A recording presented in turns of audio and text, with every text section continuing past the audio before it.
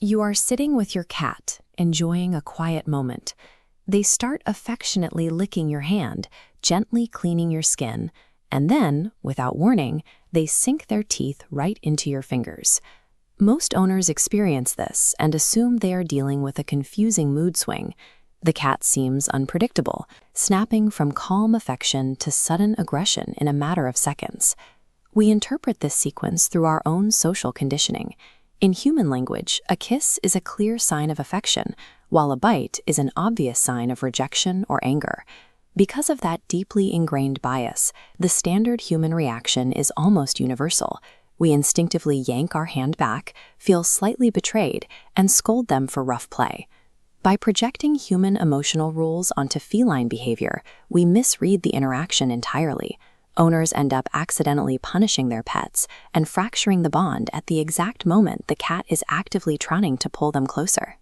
In the wild, cats practice a behavior called allo-grooming, the grooming of one cat by another.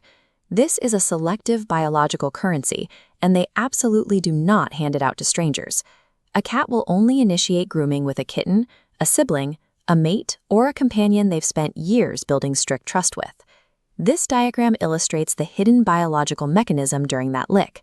The cat deposits their scent onto your skin, while pulling your scent onto their tongue, blending the two. In the feline world, this shared smell is how a group identifies its members. The rough lick on your hand is a complex territorial marking system. Your cat is officially designating you as family. To understand why teeth get involved in this bonding ritual, you have to go back to the first week of a kitten's life, long before they ever curled up on your lap. A mother cat maintains a nearly constant dual-action nursing routine. She licks her kittens to clean them and stimulate blood flow, and she gently nips them to physically guide them and keep them close. These two physical sensations arrive together from the creature they rely on most. That maternal pairing hardwires the cat's brain to associate a lick followed by a nip with total safety. Kittens normally learn bite inhibition, a sense of how much jaw pressure is too much, from the shrieks of their littermates during play. Cats separated from their litter too early often skip this crucial feedback loop, resulting in a slightly harder adult bite. When your adult cat licks you and then bites your fingers, there is no psychological contradiction in their mind. They are executing the oldest program of love their mother taught them. Biology also imposes a strict physical limit on this interaction. Even when a cat initiates the grooming, the repeated contact of their own tongue generates friction on their skin.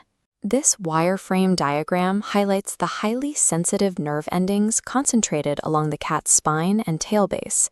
As contact continues, a sensory charge builds up. What feels pleasant initially crosses a biological threshold into severe discomfort, forcing a physical release valve. Your cat broadcasts this impending limit visually. The tail starts a slow flick, the ears swivel backward, and the skin quickly ripples.